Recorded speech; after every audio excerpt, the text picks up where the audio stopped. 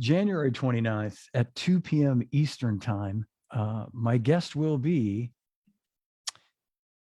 the guy on the left, who is, if you're watching this, then you know who I'm talking about. If you're listening to this in the podcast later, you don't know who I'm talking about, but I'm going to tell you. It's none other than Vinnie Colaiuta.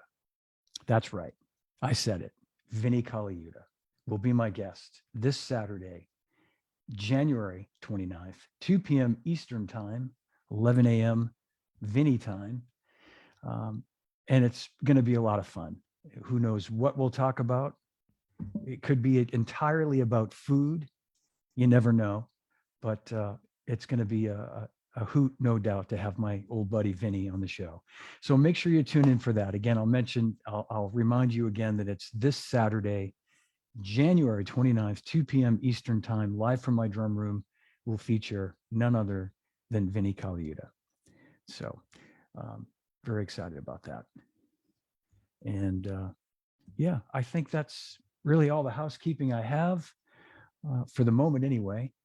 So I think we're going to get right down to business here and bring on my guest today, who is none other than my old pal, who has just alerted me that he is ready. So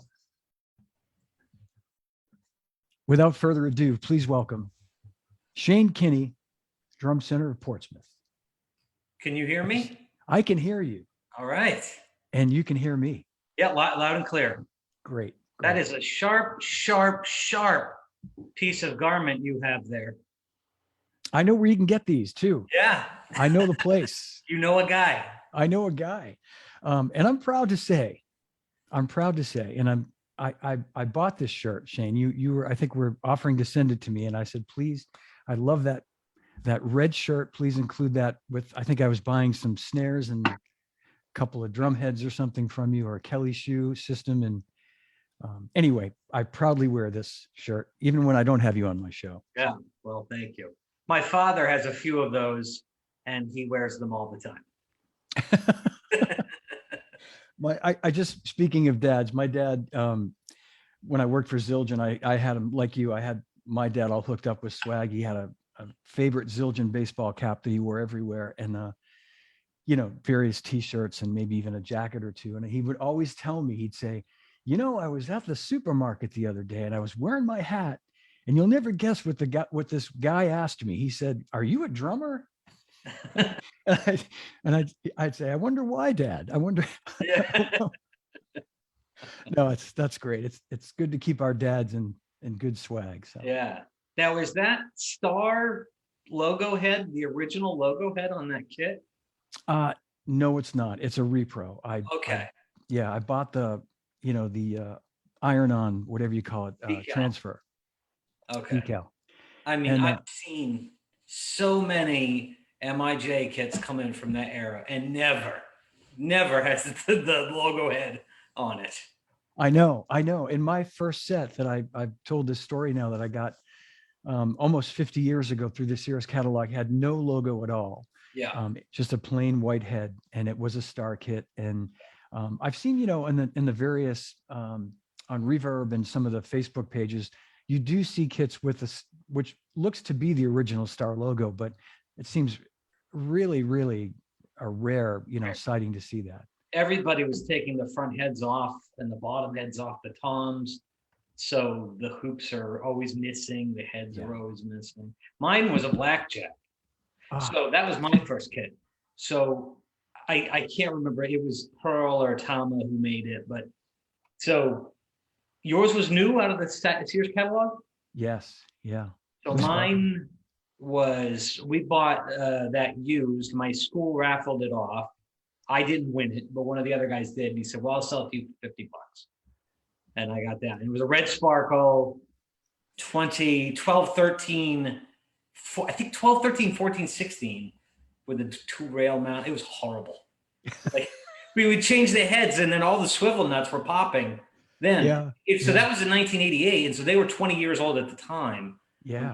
And anytime anybody brings in those old Japanese kits, for rehab, I always say, no, don't. We don't do the rehab. Because the minute you start tensioning the toms, pop, pop, pop, pop. Yeah. Yeah. Well, I was at your shop, I don't know how many years ago. You had a blue sparkle set in the back area. Yep. And I was eyeing it because I was trying to, it was pretty beat up. And if it was, you know, to your point, if it didn't need so much work, I would have grabbed it on the spot, because you were saying, I'll let you take it for, you know, next to nothing. And Yeah. and it was pretty close to what my original kit was, a 12, 13, 16-inch floor, 20-inch bass drum. Yep. But most of the ones I'm seeing are 14-inch floor toms, and I didn't realize that. This one is a 14. Yeah. I can't So- remember if I had 2 floor toms or one now. I really. Yeah. But did yours have a wood snare? Is that a wood snare on that kit? It's a wood, yeah, mine had a wood snare. And again, this is a you know, a replica, but it did have a wood snare, and 5x14. Yeah. And the, you know, the rail mount system. And How's the sound? How's the snare sound?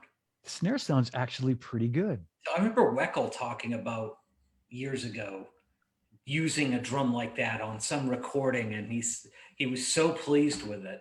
And I was just thinking, how can you get a Dave Weckel sound out of one of those drums? Yeah. But Well, he- that's Dave, you know. do that. Yeah.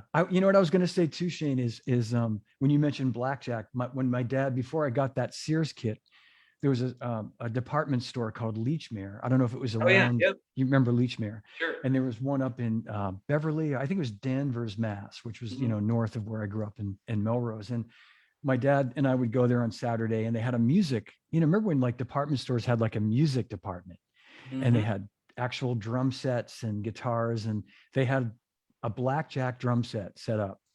And it was either red or blue sparkle, I don't remember, but it had that block letter Blackjack logo. Yeah.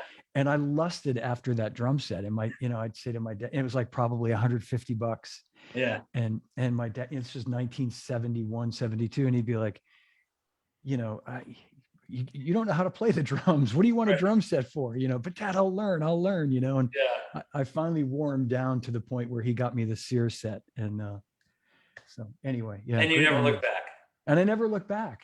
Yeah. Yeah. So my parents were like, well, we'll get the drums, but our budget's been tapped out, $50. So we'll get you cymbals if you show interest. So for 6 months, I had no cymbals. And then I got a set of hi-hats from Bill's Music, actually in Catonsville, Maryland. They were Sabian B8 Plus. They were $80, I think. And then I wound up getting some other cheap scimitars, I think. And then, but I didn't have stands. Yeah. And so I was hanging them from the strings on the ceiling, and I was tying them off on the rail mount. And on a bicycle wheel, how they have that like a rubber stopper that you put right over the nut to protect the nut. I was using that. I drilled a hole in that, made that like a cymbal sleeve almost. And I was duct taped that to the string. And so I'd hit the cymbal, and then I'd have a music stand that I put duct tape over, and that would drop the cymbal onto that. And so now I was able to make the worst imaginable sounds. Just clang, you know, it was just horrible. But I was so happy. Yeah, absolutely. Yeah. Yeah. Well, you know, like you, I started with the drum set that I got came with 12-inch hi-hat cymbals that were, I mean, pie plates probably sounded better than these things. Yeah. And a 10-inch splash that was meant to be like the ride cymbal, you know. And from there, yeah, we would go to Leechmere, that place I mentioned, and they sold Zildjians, but my dad wouldn't buy me Zildjians at that point. I got the cheapest Torador or Crut or any of those made, you know, MIJ cymbals that they had back then. And yeah, made the best of it. It's funny. Great memories. I know. Great memories. Wouldn't you? But I have no nostalgia for those. In fact, like you have the nostalgia for your Star kit. I do see some Blackjack kits come in, and I'm just like, oh. Well, call me if you see a Blackjack come in. What? One came in very recently. I think it was blue sparkle. Maybe I would change my mind if it was a red sparkle set. And it was really clean, but I got those. Well, I would think in your situation too, where you're seeing so much stuff, all day long, that it's hard to sort of tickle that bone, that, you know, nostalgia bone, I guess. So, yeah, yeah, exactly. Well, man, it's so good to see you.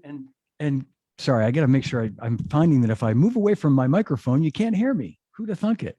Um, Congratulations on the shop continuing to just be so successful. Um, it's such a great place. When I put this up on Facebook that we'd be talking today, so many people from like all over the country, all over the world, were like, oh, I'm going to watch this. I hope to visit his shop someday. It's like you've got this incredible reputation.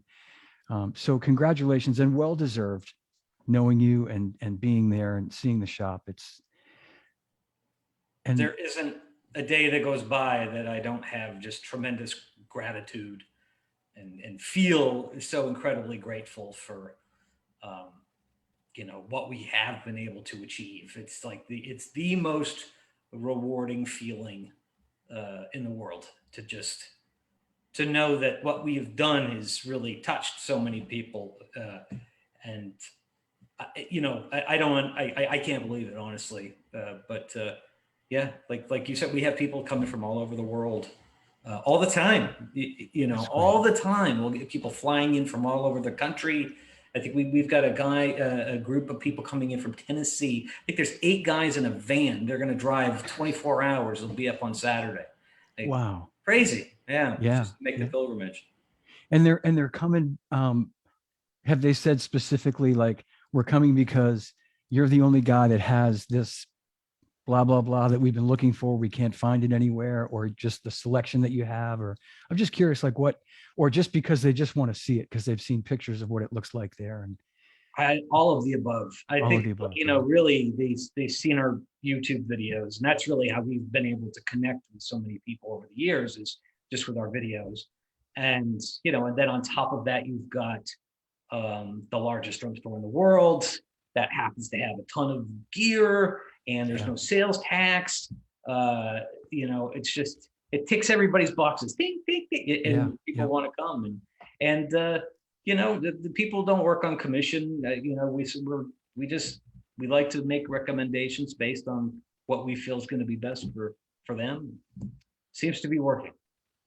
Absolutely. Yeah. And you get that feeling when you get there, because it's to say no pressure or low pressure is like an understatement, because you feel like, and it's like this, I know, in a lot of drum shops for sure, but it feels like everybody that you're dealing with is a drummer, and like recognizes that you just need a little time to take it all in. It's like, hey, if you need anything, give me a shout. I'll leave you to it. And I think that's the best way when you walk into it, especially with all the stuff you have there. You're sort of overwhelmed initially when you go, look at that cymbal area, and that's exactly it.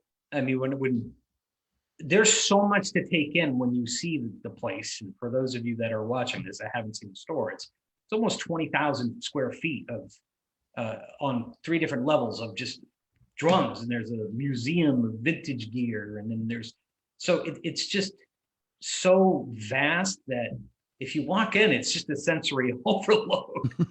So yeah, we want to give people their space, let them get comfortable. And if they need something, come, we're happy to help. That's great. That's great. And the way the store is laid out is, excuse me, is beautiful. It's merchandise. So, well, it's hard to, I guess you can see in the pictures, but the way you've got the kits laid out, it's beautiful. Yeah. Well, I'm into history too. And so I love this. I love the industry, and you and I've discussed that. I love I love the people in the industry and the how we got here type thing with a lot of the companies. And so I have these timelines. Every major drum brand has their booth area, and we just have a little timeline that tells the story of the company from the beginning to present day. And some people don't care about that, but there's some people who do, and they do love to see that. It's just a little extra touch. Yeah, absolutely. I remember it might have been, I haven't been there in a couple of years now, just due to all the craziness that's been going on. But one of the last times I was at the shop, I was on my way to a gig, and I think it was the day that either Ron Dennett was there or Bill Ludwig. It was a Saturday, and I know they've both been there at different times.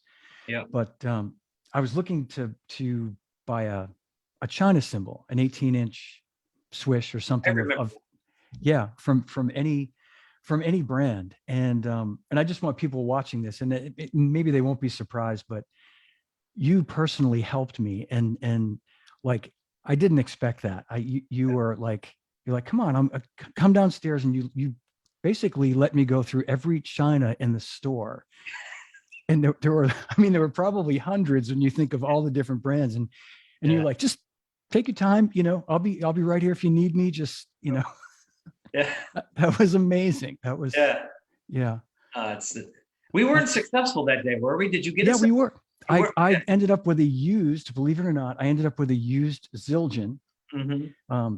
and which is not so ironic because I Yeah. used to Was work it for an them, A? but it was an A China boy or China high or China low, A China low. Yeah. Oh, wow. And you gave me a great deal. And I was looking for something lower in pitch Yep. and thinner, and there were some good alternatives that you showed me, but Huh. this kind of ticked all the boxes for me. So Great. yeah, so we did. And I think I bought a DW snare drum from you as well. I don't know if it was that day or another time, but Yeah. anyway, yeah, it's I remember that one. It was yeah, natural, right? that's right. It Yeah, was, beautiful. yeah, that's a Charlie thing, right? You just gotta have the DW. Yeah, with the natural Gretsch kit, it was kind of Yep. like it was calling my name. So Yeah. so talking about the store you opened, I remember the first shop you had Yep. that was, kind of obviously a smaller in a like a strip mall sort of location Mhm. initially, and that was 2009. Yes. Yep. Yeah, So and I don't think you were at the very first one though, which was actually even smaller. That was 800 square feet. no, okay, So it was a couple of doors down, and it's now like a nail salon. So that kind of gives you an idea of the size. Like, a nail salon is fine in that space, but a drum store, but I had no money when I opened, and so that was like, I think it was $800 a month rent or something like that, and I was terrified at that amount. And wow, but it was just me the first year there, and then yeah, after a year and a half, I got my first full-time employee, and then we wound up moving a couple of doors down to that spot that you would been to, yes, yep, and I remember, which was 1,100 square feet, but yeah, it seemed way bigger. We were able to put a lot more in, and then we were renting other warehouse space, and I kept having to rent warehouse space. And so I had my store, but then I had all this other warehouse space. And so then we moved into our current spot. We bought the building 4 years ago. I can't believe that. yeah, And I was like, well, I'll never outgrow this. And guess what?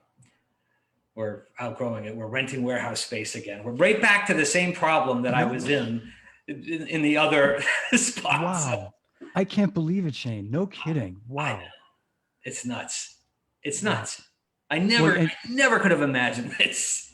and it's just because of the inventory that you carry that Yeah. for like mail order business and that. Yeah. Yeah. Yeah. So we do a lot of online business, and we do a lot of install business. One side feeds the other. Yeah. But there's just been a very big demand for musical instruments, especially since COVID Yeah. started. And so we are just trying to, hang on for dear life and have enough inventory in stock. And that's been a challenge. Yeah. I was going to say that, and that seems to be the key right now. Like, that the supply chain situation is affecting everybody. And it's like you're the last man standing. If you've got it in stock, you're going to get the sale. I mean, it's But you got to have it in stock. You got to have it in But stock. then once you have it in stock, it sells very quickly. And then getting another one takes months sometimes. Yeah. I think I went half the year without Iron Cobras or Speed Cobras last year. So like just bread and butter items that you're supposed to have, I had to go without because they were just all on back order. Well, just to jump backwards, when you mentioned your first full-time employee after a year of opening, How does that, can you contrast that now with the number of employees you have, and maybe even give a shout? I know Tony, I've met different Yeah. guys there over the years. Maybe you can give a shout out to all the guys that work for you too. Yeah, well, first off, there's two reasons we're really successful, and it's our customers and it's our staff. So, I mean, I have like a tremendous amount of gratitude for the customers that have supported us, especially the loyal customers that have, been with us for such a long time. And, there are some people that will, they won't buy a wingnut from somebody else. They're very, very loyal. And we really appreciate those. But the staff is really part of the extended family. And I think we're at 18 employees now. Wow. Yeah. 18. 18. Yeah. And it's nuts. We just keep growing. And, but yeah, so my first full-time employee was Richard Fall, who he was with us up until he retired. So I think it was 8 years or something like that. And then Tom Ash, and I know you've met Tom. He was with us for 8 years. He left and he just came back. So, but Tony just hit his 10-year anniversary. So, Fantastic. and then Nate Thayer, who's been in our shipping department, it's been 5+ years. And same with Barrett Goldman, it was, I think, 5+ years.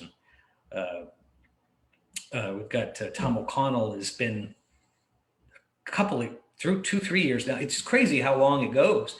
Yeah. I've just got a great crew of people. But yeah, we've got James and Jamie and Joe, and then Jeremy, one of our general managers. I think he's been here for 3.5 years. I mean, it's just, time's going by so fast. I was going to say, it's probably one of those situations where you think he's only been there a year or two, and then you go, wait a minute, no, he actually started 5 years ago. Yeah. Yeah. I mean, things go by. I know it's crazy. It's nuts.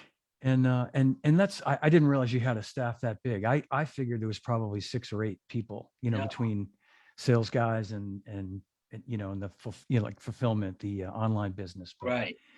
That's it keeps expanding. The fulfillment side, we keep adding people in the warehouse. We have a new salesperson starting in a couple of weeks.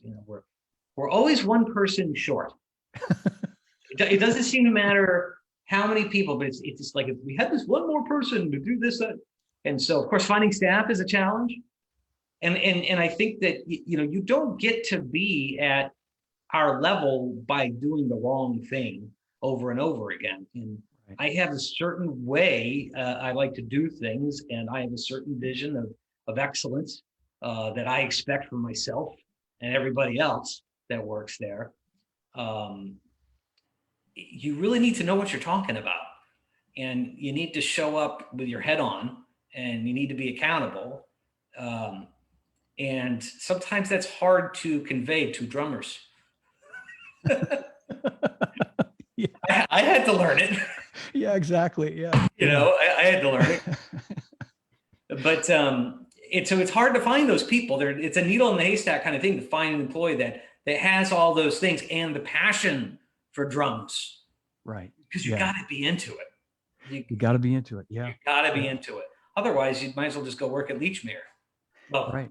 Won't work at Leechmere, but Hannaford, Market Basket. No, but to your point, I mean, it's great to have guys on staff that are drummers, guys or gals that are drummers. I mean, that's, but at the same time, there's got to be a level of commitment from them beyond, like it can't be, oh, I got to go put in my 8 hours at Drum Center today before my gig tonight. It's really, they've got to show that commitment to being on the job, showing up on the job. And I totally understand that. Yeah. Not, it's not that much different from the other side of the industry too, like in the, manufacturer side, where there's drummers, musicians working at drum companies, but you're there to do a job every day. You can't be wearing I got my gig tonight, my band's going to get signed to a record deal hat every day at your day job. Yeah. Right. And that's the biggest surprise that people have if they get a job with us. They, they'll say, oh, they must say, oh, it must be such a fun place to work. And stuff like, yeah, but it is fun. But you need to understand, we bust our butts. Yeah. And, there's some people that they don't come back for day 2. That wasn't what I thought it was going to be. Right. Yeah. They Yeah. think they could just sit around and play drums all day, and it's not how it is. Yeah. We, I know we there's have our fun. usually good pizza in the break room at your Yeah, place. That, yeah. but it Well, we can't like always our be about pizza. that. Yeah. We like our pizza. We like our takeout food. That's for sure. Man. So let me ask you, looking at the last, not, nobody wants to dwell on the last 2 years and the sort of all that stuff, but I'm just curious, like, you must have seen trends in one way or another or change. Like, I'm just wondering, did you see a spike in electronic drums during that time, or, what kind of changes did you see, and how did you kind of roll with those changes? Well, I mean, we saw a spike in everything. Mm. I mean, right when COVID started that March, I could have locked the door that month. I mean, that was the most terrifying. That's another thing too. Like every day, it was so terrifying when I opened the store. Like the first year, so terrifying. It's just as terrifying now. I'm just as terrified as I was then. Mhm. It's just on a different level now, and it's just managing that sheer terror. But the most terrified I was that March when things were so squirrely, and I can I had imagine. all Yeah. these people that were on payroll and no orders coming in, nobody walking in the door, and that's a lot of overhead. Oh Uh, gosh. Yeah. and so, but it was in April. It was like a light switch went right off, and business just exploded. Honestly, it was crazy, and people were buying everything: electronics, acoustic drums, everything, but largely high-end stuff. A lot of, I Mm-hmm. mean, that's kind of what we're known for, is the high-end Yeah. gear. But I mean, we still do all of the beginner sets and cymbals and all that stuff at the same pricing anybody else does. It's just, I think we saw some people wanting to enjoy their life a little bit more. Yeah. Yep. And I think a lot of people that may have been really ardent savers um, said, "Hey, I'm just going to treat myself Yeah. and get something that makes me happy." And I think we're still in the midst of that. Like that's still going on, where people are, because especially with high quality musical instrument, that's an asset. That's not an expense. A computer is an expense. That's something that you're going to have to replace. But a musical instrument, you buy the right one, it could be worth more money when Yeah. So it's a real asset that you're acquiring. So if people are looking at it as drumsticks are an expense, but a nice snare drum is an asset. So I think a lot of people are kind of looking at it that way, and they're acquiring assets. That's a great way of looking at it. You're absolutely right too. I mean, you're going to spend $800 on a high-end snare drum. If you're going to, spend that kind of money, you're probably not going to sell it in a year. I mean, like you say, that's going to be Right. an investment. It's a life. I've always wanted this, whatever snare drum, or maybe $1,000 snare drum, and Right. yeah. No, Well, what did that Star Drum set cost when it came out of the Sears catalog when you were a kid? I think it was about $200. What did you pay for it when you got it recently? A little more than that. Yeah. About Yeah. two. So Yeah. it actually appreciated in value. Yeah. Over Yeah. 50 No, I years. know. Yeah. It was not a good thing. It was not a good drum set to begin with. And it's an even worse drum set now. But you love it. I love it. It's Exactly. still appreciated in value. I got to tell you, it's funny you're saying this, because I played it yesterday. I hadn't played in a while, and I sat down and played for like 2 hours yesterday, and I'm like forcing myself to love it mentally. You know what I mean? I'm going, and I've got this other. I took my my white marine pearl Gretsch that I got not too long ago. I moved that aside and put this in the sort of playing spot, and Yeah. and I'm thinking to myself, yeah, these, I can, but at a point of going, I got to just put the Gretsch back and just stop trying to kid myself that. Yeah. Yeah. Those are drums that don't give back. I mean, you put your stick into that tom, and your stick's just not coming back. It's just sucks it in. It's a black hole of suck. But yeah, no, I'm not gonna argue. They're nice to look at, nice, nostalgia, remind me of my dad, but yeah, I don't know that, It's an asset. yeah, exactly. Something you're going to continue to enjoy and Yeah. appreciate. And then when you're done with it, then you'll probably make a couple of dollars on it too. So Yeah. These are in really great shape. I bought them from a guy locally who was, we went back and forth, and he was sending me pictures, and he said, I really got them to look good. And true to his word, they're in good shape for how old they are. So yeah, but that's awesome. you're too funny, Shane. Speaking of how funny you are, I just have to say it's when I met you, you were working at a shop in Portland. Yeah. And I was on tour, on a clinic tour with Marco Miniman. Yep. And I had just signed him to Zildjian. It was 2004, which blows my mind. It was almost 20 years ago. Mm. And I just have to tell this story because I still think about it. And you were like the point guy there at the shop. You were taking care of Marco and me. You had the drums all ready, and you were like taking care of business, but yet you were hilarious. You were just, I was laughing all day at like whatever little things you were saying. And at one point, I think I said to you, have you ever thought about like doing stand-up? And you went, like, your answer was, oh, I do stand up. Yeah. Oh, I'm a comic. And I'm like, okay, no wonder.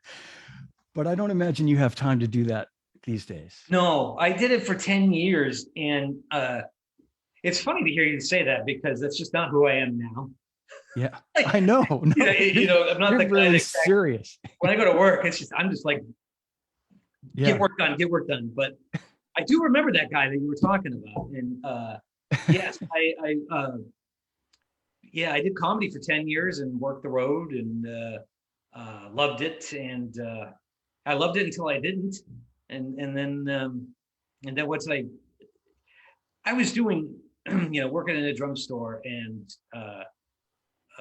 doing comedy, and I was doing a lot of drum tech work at the time in the studios, tuning for guys, and in the odd session here and there. And I was writing for a magazine, a comedy column as well.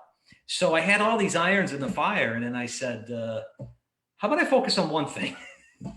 And that's when I gave up everything and said, well, the one thing I was really good at doing, which was actually buying and selling drums. That's what I know. So once I put all my focus there, nothing else made sense anymore. Yeah. Well, you made the right choice. I mean, you probably thought to yourself, making it as a stand-up comic is going to be hard. I'll do something easy, like open my own drum shop. And that's because we all know how easy that is. Well, I won an award in high school. They called it the He Did It His Way Award.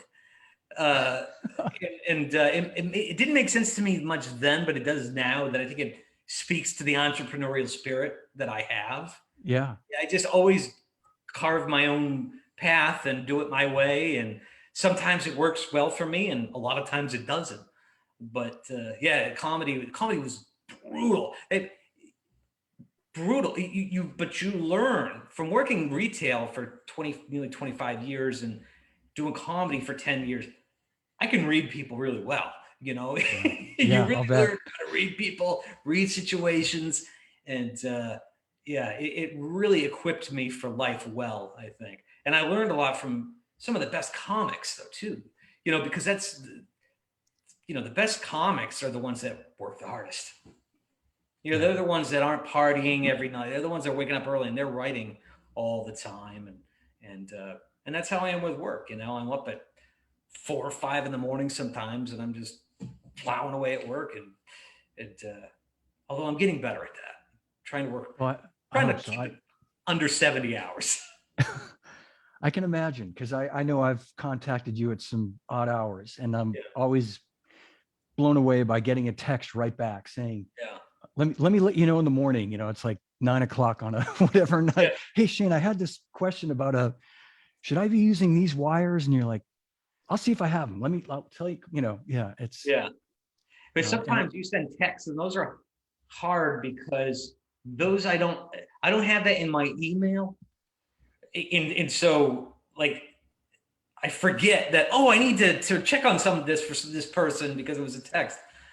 So, email and Facebook messages, I'm not, texting and Facebook messages, I'm not very good with, because I don't correlate that with work. So But with I you, I always understand. remember because that's just how you happen to communicate with me. Well, I appreciate that. And I try not to bother you too much. I really do. I try not to You're overextend, not but bothering me. I appreciate it.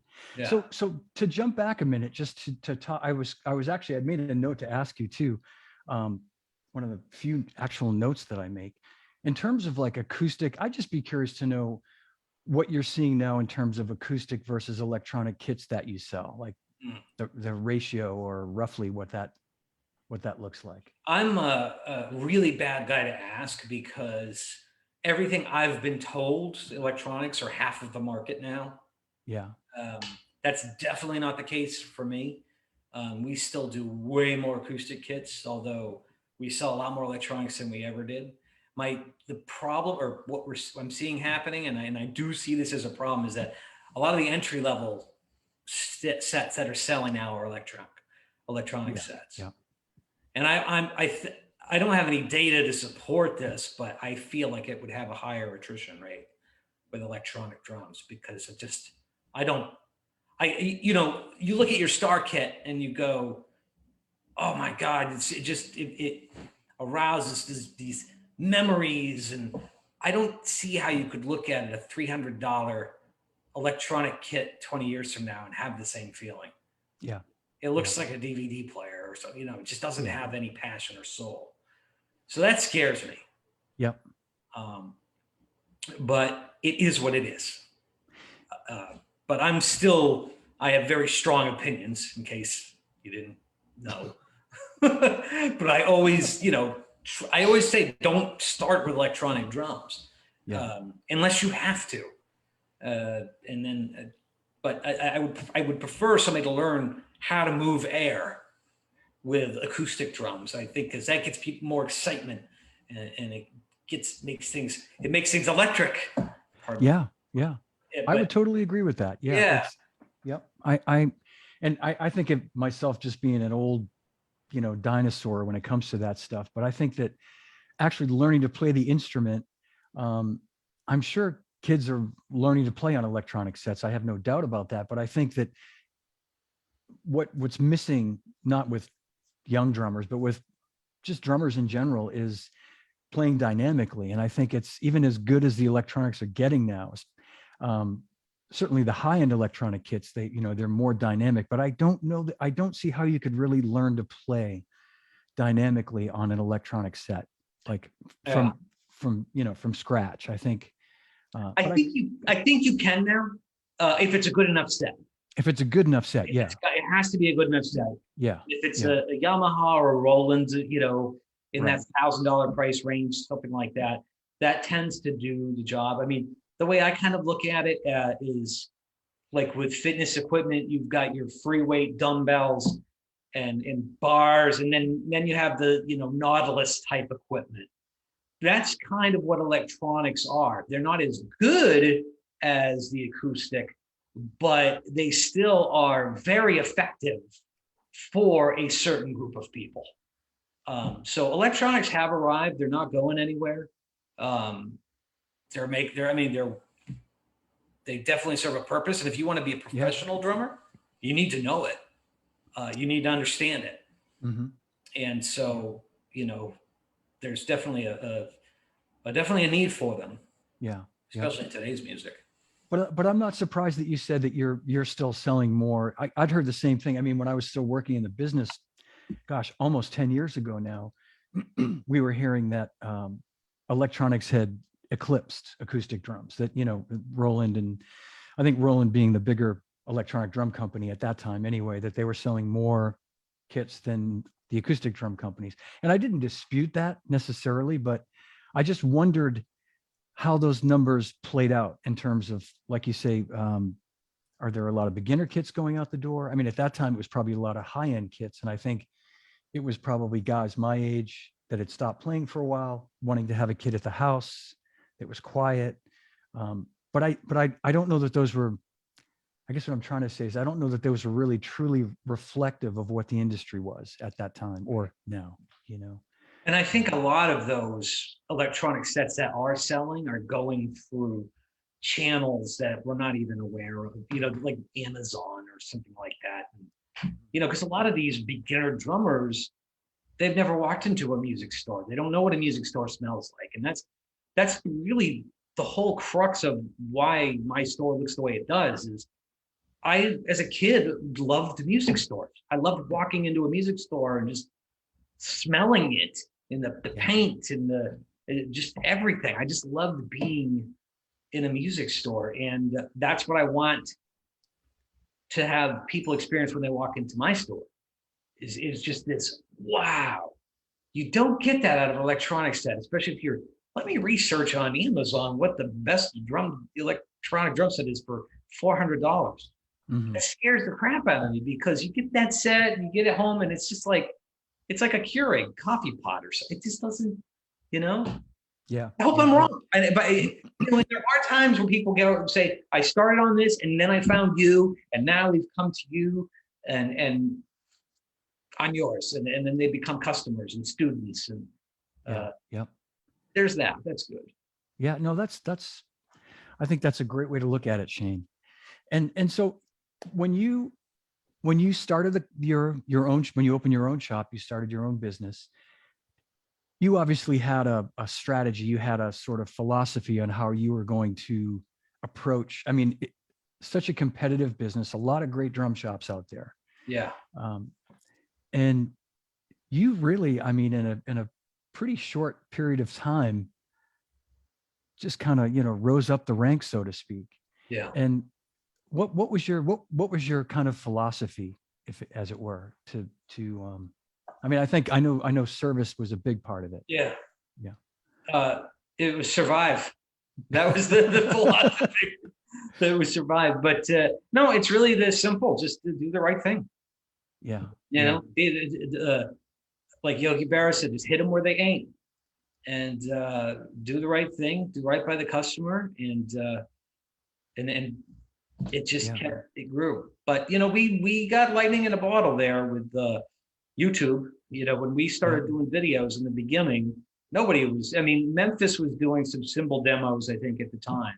Right. And you know, in Memphis and Bentleys and Explorers and Columbus, in all of these stores that I had to look up to. You know, like these were just titans as far as I was concerned. Yeah. Yeah. You know, had these wonderful institutions, and they're really, you know, I was able to work with them, you know, through NAM and whatnot. And I learned a lot from them, just from observing them. But you know, I knew my ethos, which was, don't try to sell a customer something that they don't need. Mm-hmm. Just be honest, make recommendations. I mean, the way I look at it, I'm a pharmacist. You come in and you tell me what ails you, and I'm going to ask you a bunch of questions, and then I'll write a prescription. Yeah, that's the way I've always looked at it, and that's the way all of the guys that work at the shop, it just, that has bled down into them and how they do things. We don't, you know, we ask a million questions before we make a recommendation, and so people seem to appreciate that. That's great. You know, and I think too, when I think back to when you opened, I guess the second store that I went to, the expanded version of the first store too. I remember one of the big, I'd heard about your snare drum wall that you had, which was a big draw, I think, at that time. I mean, now it's probably like you've got way more stuff, but I remember that was, people had said to me, you got to go up and check out Shane's. It's an unbelievable snare drum. So that's to me seemed to be pretty unique too at that time. That well, so I was spending so much time in the studios in Portland. I mean, I was at that time, all these bands were recording, people were getting signed still, and I was getting brought in to tune drums. Mm-hmm. And I have been obsessed with drum sounds since the beginning, really. But you know, I've always been an enthusiast of, you know, I've always loved playing the drums, but the sound, sonics, recordings, is still, as we're recording them, like, oh, what kind of drum is that? And, you know, where's the mic placement, things like this. So I'm just obsessed with tonality. And so snare drum is the centerpiece of that, right? So I love Absolutely. snare drums and I love the different voices. I love the inspiration that happens when you play a different snare drum. Sometimes I put up a different snare drum. I'm like, oh, wait a second, I'm doing something I wasn't doing. I wouldn't have done before. And so I know that a lot of drummers feel that way. And so I wanted to be the snare drum guy.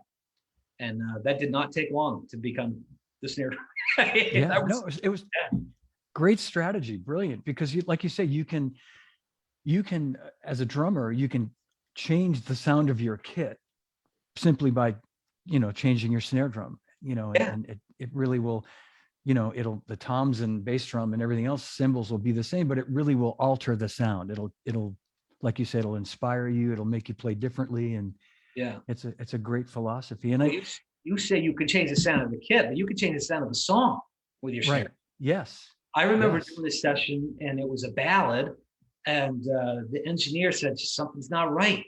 He says something's not right. I'm like, well, what do you think? And he goes, why don't you just take one of those tension rods in your snare drum and just remove it? And I'm like, what? And then all of a sudden, there it was, and flop, flop, flop, and it just sounded perfect. Wow. For this 6/8 ballad, So it's amazing how just drums sound, and it makes me really admire producers and engineers, like how they can have the foresight when they're recording something. How is this going to sound in the very end? Right. They have to think that. Just crazy. That's like you say, that's a good engineer or producer that can see that. I'm obsessed with those sounds, and I just love when I hit toms or just I love drums, man. Are you playing? Are you getting to play much these days? So I play at home. Yeah. But I stopped gigging many years ago, but I have some recording projects that I do, and I get to practice at home. So I'm actually having a lot of fun with it now. It's not as work to me. Yeah. That's great. But I have a kit set up at home, and tons of snare drums. Probably a great cymbal selection. Yes, I have a lot of cymbals. Yeah. And that is, I'm always kind of mixing up. Let's talk about that too, really quickly, that you have a phenomenal offering from all the major cymbal companies, which I will say, having worked on the other side, that's an incredibly hard thing for someone like yourself to do these days. To sort of stay on top of that. So I commend you. And how do you go about that? I mean, do you look at you must look at each SKU and say, well, I sell these, I don't sell that. Well, this ties into the podcast. I heard you on the Drum History podcast, which was great, by the way. Thank you. I love that show. Yeah, I do too. Man, he is doing such an awesome job on that podcast. I get excited every time a new episode comes out. But you were talking about, I think you were referring to Wested Explorers. You said, I should have said, would Wes carry something like this? Yeah. And I was listening to that. I'm like, well, I carry everything. I'll carry every SKU you have until it stops working.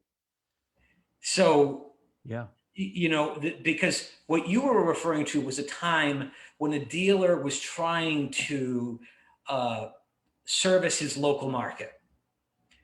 And I'm trying to service my local market, but also the global market. Yeah. And so there's somebody in some state that's going to want this until they don't. So I will try something, and then I go and I have to look at everything on a SKU by SKU basis, on an aging report. When I finally say, okay, this is just not working, I'm not going to carry this anymore. Mm-hmm. And then I'll stop carrying it, or I'll bring more in, depending on its velocity. That's great. And that changes every time. That's always changing. Certain things that were red hot one day are ice cold the next, and vice versa. It's just it's such a. Every time I think I know what I'm talking about, I realize I know nothing. I know just so little. No, that's not true. That's not true. But that ties into something I was thinking too, that you're from the outside looking in. I've always looked at your business, your philosophy as being what you just said, like you have everything. Yeah. And I don't want this to come off the wrong way, but you're not trying to compete with the big box stores at like selling drumsticks for the rock bottom cheapest price. Right. Right. I mean, and to me I think there's two prongs to where I'm going with this is you as a businessman know that if somebody calls you and they're looking for a certain SKU that they can't find somewhere, you've got it and you're going to make that sale. And at the same time, I think, and I think this is what's happening. I hope so anyway. You're sort of conditioning the market, and maybe some of these other stores are as well, to get consumers to understand that it can't be a race to the bottom. It can't be, they shouldn't shop at your store because they can get their sticks 10 cents cheaper than the big box store a few towns away. Right. I mean, they should be willing to spend an extra 20 cents, an extra $1, maybe $10 to support an independent drum shop and understand that, hey, you know, I can match that price and I can probably beat it other times, but I can't always every minute of every day do that. And that's what's going to keep you in business. Right. So I think I don't even think like that anymore, honestly, because, and I used to, because yes, there are those people that are just, they're going to go find it for 10 cents less. They'll spend an hour to save 10 cents. And they'll support Amazon, you know, or some big box store that they're choosing to support those companies. Okay. I can't compete. I'm not going to try to, you know, go to the race to the bottom, as you say. You know, we have more than fair prices. A lot of times we're less than others, and we have service and fast shipping if we're shipping it, and really fast. Yeah, it's really about relationships, and I think a lot of people now they're not as sensitive to that as they used to be. It used to be about, like what you said, oh, let's just go get the cheapest price. And the one thing though, and I guess this is a great message for anybody that's out there that's a consumer, and what John's saying is support a drum store, whether it's us or another one in your area. You know, a lot of people say, well, I'll buy my drums from you and stuff, but, you know, I'll get my heads and my sticks on Amazon or whatever. No, don't do that. Because, you know, at the end of the year, it's not about the profit dollars dealer makes, it's about the profit margin. And if a dealer can make 30% on a set of sticks, that means something at the end of the year when you're looking at the reports. Is the bank going to talk to me this year or things like that? So whether it's me or somebody else, yeah, please support drum stores, especially drums only stores. There's so few of us out there. I know. And it needs to be a thing, because if you're watching this, and if you're John, or me, I mean, this is who we are, man. Like you announced Vinny is going to be on Saturday, and one of my favorite stories I have, going off on a tangent here. No, Vinny came into the shop very early on, the original store. I remember. Yeah. And, you know, he came in and he spent I would love Vinny to see my store now. It wouldn't compute in his head. Like, what? This is nuts. But like, he came in and spent the entire afternoon just banging on drums, going through stuff. And I mean, it was awesome. But like, he just valued that being in a drum store experience. Yeah. You can't replicate it.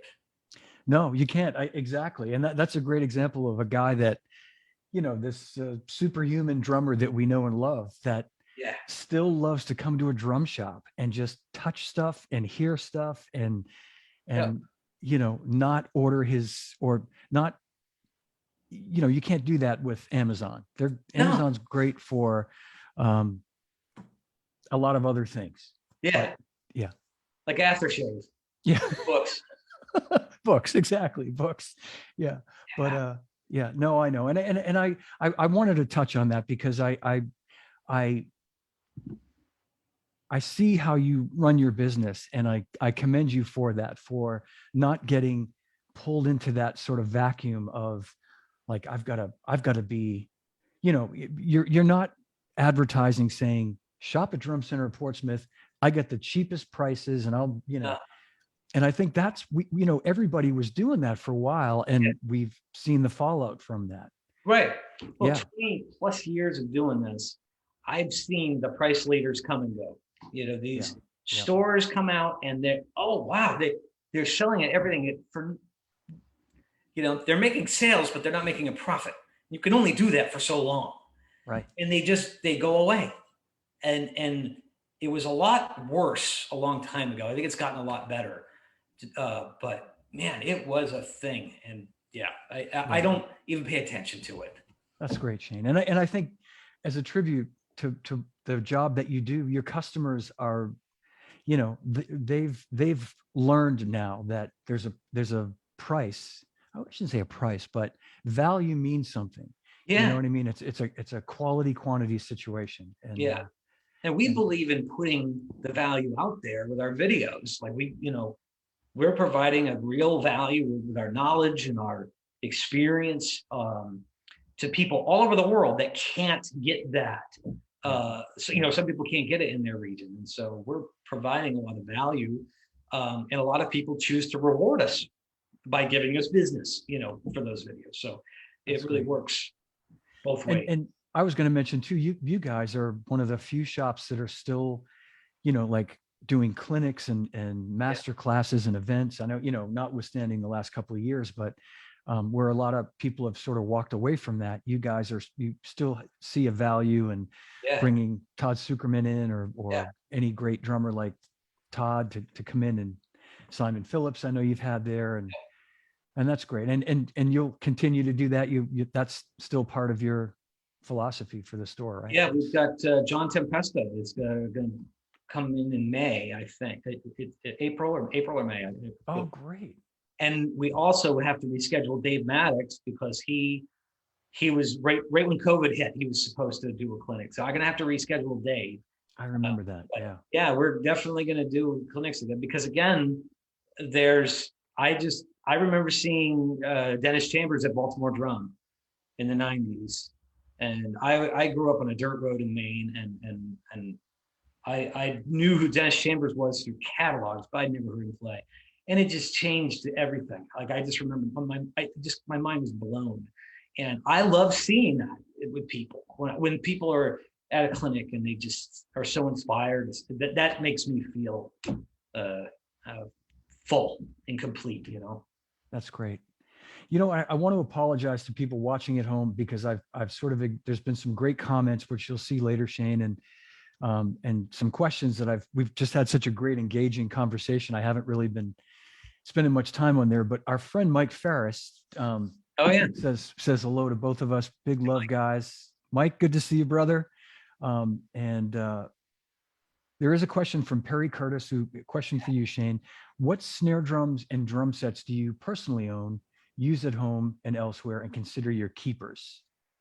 So for sets, right now I'm playing a Yamaha set, Absolute Hybrid Maple, and I adore this drum set.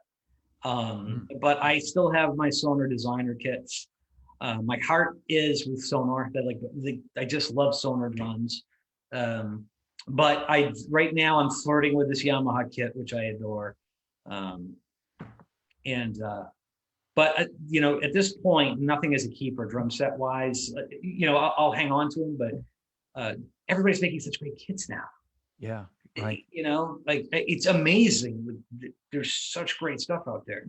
But for snare drums, I have my Dinette stainless steel that I've had for almost 20 years. I have a Tama Bell brass, a couple of those. Keplinger, my Keplinger black irons are awesome. And these Tama Star snare drums, their Star series snare drums, just unbelievable. Yeah. Ridiculous. And you still sell a lot of Craviotto, or you're a Craviotto dealer? No, sure. I got fired. Oh, I didn't know that. We weren't good enough to hang, I guess. So they fired us. So yeah, we don't do those. Okay. Yeah. We do Noble and Cooley. Yeah. For that same steam bent type of, and we do real well with those. Great. Yeah. was going to say, I saw another question up here. Sorry for the gap here. I was actually going to say, warn you to be careful with talking about which drums you liked and, over other ones, but Yeah. you handled that perfectly. Yeah. All right, let me see if there's any other questions before we wrap things up here. Lots of great comments, which you can see later. Got a lot of fans out here, Shane. No, Oh, not good. surprisingly. Yeah, Bruce Hammer says Shane is the best. He treats everyone like that. Bruce is a great story because I remember meeting, Bruce emailed me. He lives in New York. He emailed me and it was just so strange. Like I got this email from this guy. He's like, I'm going to Vietnam and I would like to meet you. And I said, okay. Then we met and we had a nice talk. I don't know, Bruce, how long? Was it 15, 20 minutes, something like that. Great talk. And then he's just always come to me after that. Like he's bought a lot of things over the years and we have a really good relationship. Like a lot of times he hasn't been in the new store, I don't think, but he emails a lot and he has things on orders. Really great guy. That's great. I love that. Yeah. I only know him through here because he made this really funny little comedy thing that I guess he sent it to Steve Gadd, who sent it to me. And Bruce, I'll probably screw this story up, but it was this hilarious. It was a drum lesson. I'll find it and send it to you. It was hilarious. It was. I get the impression he's like yourself. He's a fun guy to hang out with. So, but he's like one of those guys. And there's just this small core group of guys that I've dealt with for a number of years or whatever that I just enjoy so much. Like it's always a pleasure to see or hear from these people. And it's just very rewarding. Well, I'm going to read one last comment from my friend Neil Porter, who I'm privileged to play drums in his band. I'm his drummer and he's my singer. Yeah. And he said, yeah, but does he have a Marine Pearl Gretsch kit? So personally? No, he was just referring to me. Okay. In the store, I probably have a dozen of them. So there's your answer, Neil. Yes, he does. Yeah. And Candy Betancourt says best drum shop on the planet. Well, thank you, Candy. That's very nice of her to say. Well, Shane, my friend, this has been so great. Yes. Fantastic to chat with you. And I just want to thank everybody for watching and tell everybody to please continue to support Shane or any independent drum shop of your choice. Yes. To your point, I mean, that's what we have to keep doing that. And I guess we'll keep an eye out on your website for upcoming clinics with Dave Maddox and with Johnny Tempesta. And yeah, I'm going to try to make those. Yeah, I hope you do. I mean, hopefully at that point there will be all clear. Yeah, and healthy. I think so. I think so. So that's what we're banking on, and I can't thank you enough for bringing me on. I mean, it's a real honor. I mean, there's quite a few people in your Rolodex. That's a word I haven't said in a while, but thank you for having me. My pleasure, Shane. Thank you for being here, and thank you for everything that you do for all of us drummers, for me. I really appreciate it. I do. And it's been an honor to have you here today. So awesome. Everybody, big hand for Shane Kinney. Yeah. Thank you. Hang tight for 1 second, Shane, and then we'll end the stream. And everybody, thank you so much for watching. And again, a reminder, this Saturday, the 29th of January, 2 p.m. Eastern time, my guest will be none other than Vinny. This guy. Yes. That's going to be fun. All right. Thanks for watching, everybody. See you soon.